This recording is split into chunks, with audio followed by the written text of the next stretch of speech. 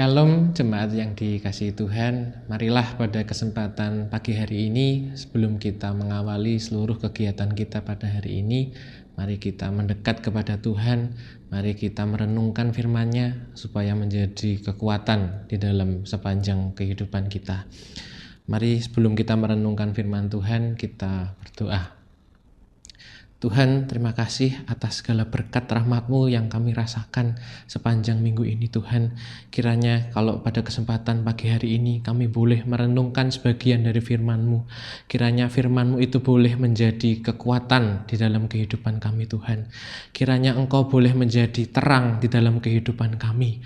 Sehingga bagian-bagian kegelapan dalam kehidupan kami itu boleh Engkau terangi satu persatu.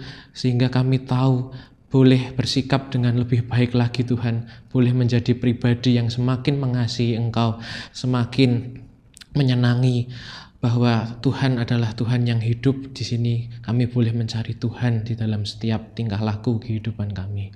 Dan kiranya Tuhan Engkau juga berkati Pendeta Utomo yang menyampaikan firman. Kiranya Tuhan berkati seluruh kehidupan keluarganya dan juga kehidupan pelayanannya. Semoga menjadi persembahan yang hidup dan harum buat kemuliaan nama-Mu Tuhan.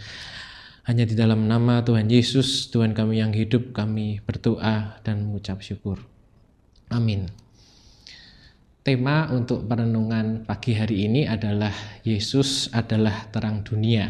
Ayatnya diambil dari Yohanes pasal yang ke-9, ayat yang ke-5, di mana berbunyi, "Selama aku di dalam dunia, akulah terang dunia." Demikianlah sabda Tuhan, syukur kepada Allah. Selamat pagi saudara-saudara yang dikasihi Tuhan, kita bersyukur karena kita memasuki pekan yang baru. Kiranya damai sejahtera dan sukacita Tuhan selalu hadir dalam kehidupan setiap kita. Saudara yang dikasihi Tuhan, tema renungan hikmat pagi dalam minggu ini adalah akulah terang dunia, yang bertujuan agar setiap orang percaya menjadi pribadi Kristiani yang memahami pribadi Yesus yang adalah Tuhan dan Mesias, serta menerapkan pemahaman tersebut dalam keseharian. Kisah orang buta sejak lahir, Yohanes 9 ayat 1-41 ini, berlatar belakang orang Yahudi yang sedang merayakan Hari Raya Pondok Daun dan masih berkaitan erat dengan dua pasal sebelumnya, pasal 7 dan pasal 8. Dalam kisah ini, pernyataan akulah terang dunia yang pernah Yesus Kristus ungkapkan di Yohanes 8 ayat 12, diulang kembali dalam Injil Yohanes 9 ayat 5. Tema utama kisah ini mengenai terang, buta, dan melihat adalah terkait dengan jati diri Yesus Kristus sebagai terang dunia. Kisah tentang pengemis buta hanya merupakan pengantar untuk masuk ke dalam tema utama. Terhadap pertanyaan yang diajukan para muridnya, Yesus Kristus tidak mau menanggapi seperti yang mereka inginkan. Ia menolak semua jawaban yang sudah disediakan para muridnya dan memberikan jawaban yang sama sekali berbeda. Melalui pengemis buta itu, pekerjaan Allah harus dinyatakan, ayat 3. Saudara yang dikasihi Tuhan, orang yang buta pastilah hidup di dalam kegelapan. Oleh karena itu, ketika Yesus Kristus menyembuhkan kebutaan sang pengemis dan membuatnya dapat melihat terang, maka boleh dikatakan bahwa melalui peristiwa ini jati diri Yesus Kristus sebagai terang dunia diteguhkan karena terangnya benar-benar berkuasa mengusir kegelapan. Kuasa terang dari Yesus Kristus yang benar-benar mampu untuk mengusir kegelapan kembali diteguhkan oleh pernyataan sang pengemis ketika bersaksi di hadapan orang-orang Yahudi yang meragukan kuasa Yesus Kristus dan bahkan menuduh dirinya sebagai orang berdosa. Ayat 18-24.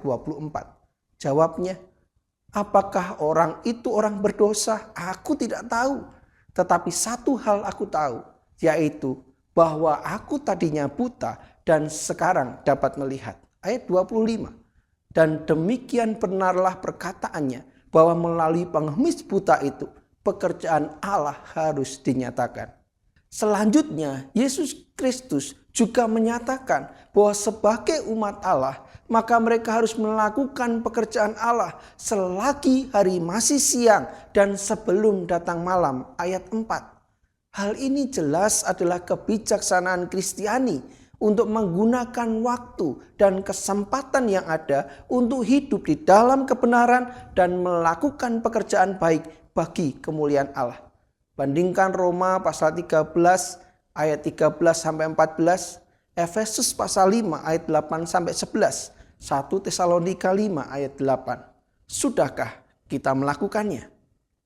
Mari kita lakukan pekerjaan Allah sesuai teladan Yesus Kristus, Sang Terang dunia. Amin. Mari kita berdoa. Bapa, terima kasih. Kami percaya Engkau terang dunia. Engkaulah yang menerangi kehidupan kami. Sehingga kegelapan akibat dosa, ketika kami percaya kepadamu, maka kami memiliki petunjuk. Kami mampu untuk melihat dalam terang Tuhan. Kami boleh memilah mana yang tepat, mana yang benar, dan semestinya kami tapaki sebagai umat Tuhan. Terima kasih Tuhan, kiranya pekan yang baru ini boleh kami jalani, karena kami hidup dalam terang dunia, sehingga tidak ada lagi kegelapan di dalam hidup setiap kami. Di dalam nama Yesus kami berdoa. Amin. Saudara yang dikasihi Tuhan, dosa membuat kita mengalami kegelapan. Dosa membuat kita mengalami kebinasaan.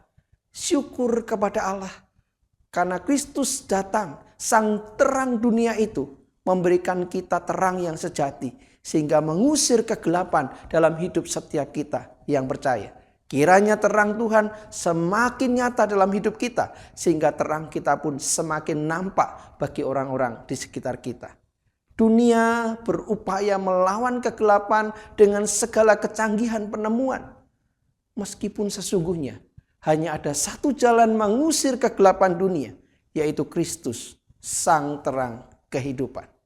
Selamat berkarya, semakin hidup dalam terang Tuhan. Nama Tuhan dimuliakan dalam seluruh hidup kita. Tuhan Yesus memberkati.